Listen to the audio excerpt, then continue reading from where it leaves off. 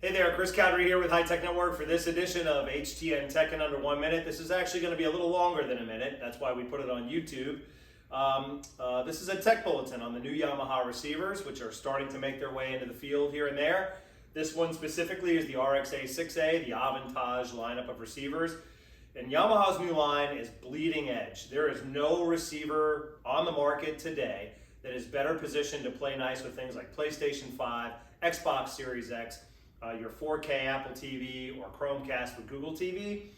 But as you well know, these won't always get installed into scenarios where those devices are in the client's home or with the proper connectivity to support the bandwidth necessary for HDMI 2.1. So we've published a little document here which we'll send out to the field that just kind of spells all this stuff out. Just a couple of high-level things.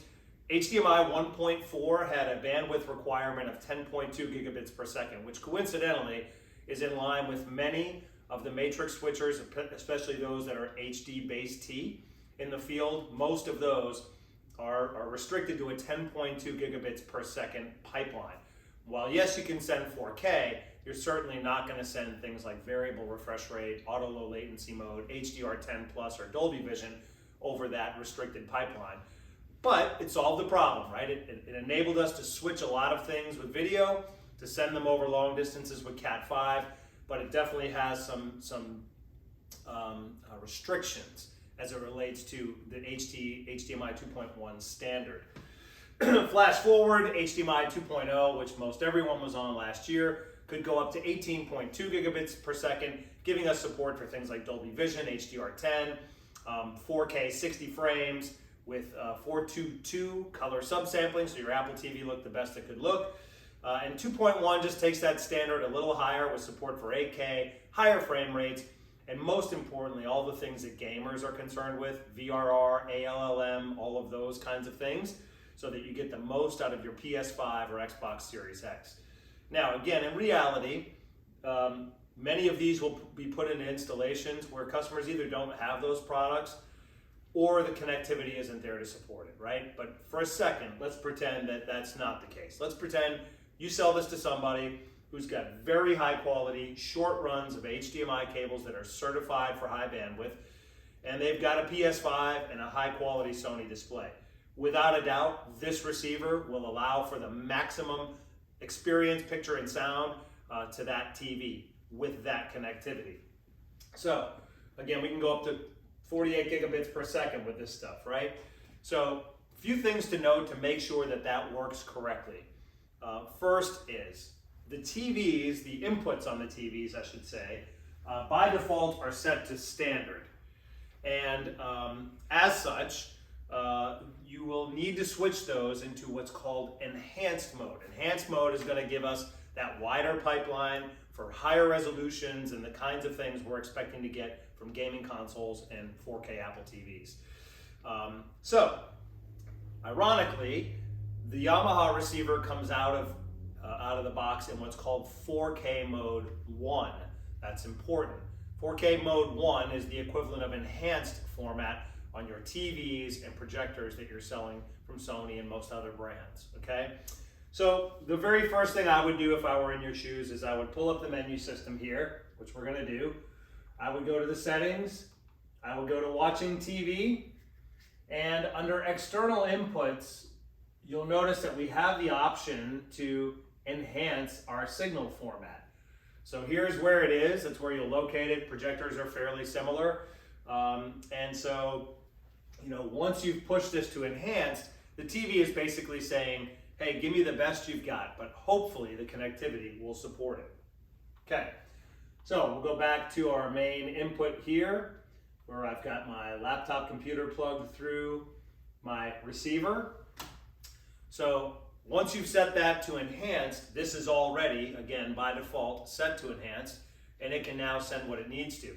When you go into, say, your Apple TV as an example, you'll notice that the options you have, HDR and frame rate and color subsampling, are much broader when everything is sent to enhanced mode. If you were to, by comparison, throttle all those back to standard mode, you might find that your Apple TV's options in terms of what it can send are far limited as compared to the enhanced format. However, that's actually a good thing in certain installations. And fortunately, the really smart engineers at Yamaha built in a few of those parameters that you can change on the fly, so that if you find yourself in a situation where you're installing this in an equipment rack that's very far away from the display location, maybe you're restricted to an HD base T switcher that's 10.2 gigabits per second and several years old, it's important to be able to throttle some of these settings back, so that even though you won't get as much of the performance from those devices, you'll at least improve stability until such time as they can look to enhancing the quality of connectivity or newer video switchers that are on the forefront. So the way that you do that is, let's paint the scenario that we've got a matrix switcher of whatever brand. Let's say it's 10.2 gigabits. Let's say that we've also got a legacy cable box that maybe is HDMI 1.4 or 2.0, or certainly isn't 2.1. There are a few key things you can do to greatly improve stability for legacy sources and connectivity that is questionable, okay? So, first thing I'm gonna do here is I'm gonna pull up the menu system of the Yamaha receiver, and I wanna show you the two areas that you're gonna wanna check for sure. We're gonna go under video and HDMI. I'm gonna click on this, and then I'm gonna scroll down to HDCP version. By default, this receiver is set to auto. What that means is the receiver is going to negotiate with your 4K Apple TV, with your Sony OLED, and say, what formats can you accept, both audio and video, and how should we communicate, and which version of HDCP are you on? Well, that works pretty well when you've got new devices that are cutting edge like this, Apple TV, Chromecast with Google TV, etc., etc. But you may be in that scenario where you've got that legacy cable box, or you've got a legacy TV, whatever the case may be, matrix switch, all that. Now you have some options to pull back what this thing can do so that it's going to play nice in that scenario. And so the first thing I would do is, let's say we've got an Apple TV on HDMI 1, and then on HDMI 2 we've got that legacy cable box. You can actually change just one of these inputs to a fixed HDMI 1.4. So now it gets that handshake, it doesn't have to auto-negotiate, it doesn't lose its connectivity, and it's not being thrown a bunch of standards that it doesn't understand, right? So in this case, I fix it to 1.4, and that's all my old cable box will see, okay? But on HDMI 1, where I've got that Apple TV, I want that auto negotiation to take place because I know that Apple TV is a new device, bleeding edge technology, and it's going to properly communicate with the receiver. But again, if the connectivity leaves a lot to be desired, you can always throttle that back to if you need to as well. So I'm going to just actually put this one back to auto mode so you can see how that goes. The second, and this is perhaps the more important one, has to do with the video format itself. So you'll notice here, I've actually switched HDMI 1 to mode 2. Now I've just switched it to mode 1. So by default, again, this comes out of the box in 4K mode 1. I'd like you to think of that the same way you think of the TVs. Their enhanced mode is the equivalent of 4K mode 1.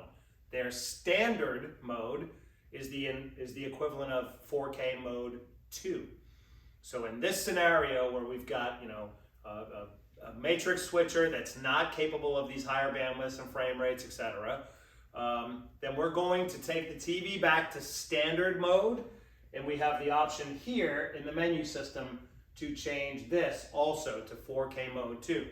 Now, I want to be very clear, you're certainly not going to get the very best that your Apple TV or your PS5 or Xbox Series X and Google TV has to offer, but it is going to make it play nice in that particular scenario until such time the customer finds their way to upgrading their cables or maybe getting into a matrix switcher that has support for these formats. But if you find yourself in that other scenario, which probably happens a lot, these are important tips and tricks to know to help improve stability and give your customers a great experience. So if you have any other questions, please reach out to your rep at High Tech Network. We thank you for tuning in. Have a great day.